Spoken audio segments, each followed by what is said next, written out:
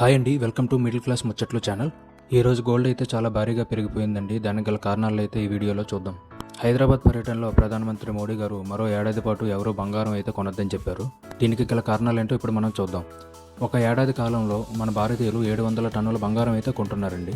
అందులో మనం దేశీయంగా చూస్తే 1-2 టన్నుల మించి మనకైతే ఉత్పత్తి లేదు. అంటే దాదాపు మొత్తం మనం ఇంపోర్టే చేసుకుంటున్నాం, దిగుమతి చేసుకోవాల్సి వస్తుంది.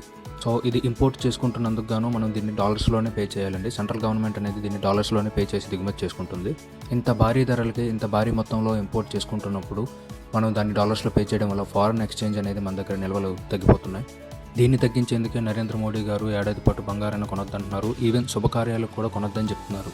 ఈరోజు గ్రాము ధర ఇంత భారీగా పెరగడానికి గల కారణం ఏంటంటే కేంద్ర ప్రభుత్వం ఇంపోర్ట్ చేసుకున్న బంగారానిపై 15% వరకు ట్యాక్స్ని అయితే పెంచింది. ఇంతకుముందు 6%గా ఉన్నది కాస్త ఇంపోర్ట్ డ్యూటీ ఇప్పుడు 15% వరకు పెరిగింది.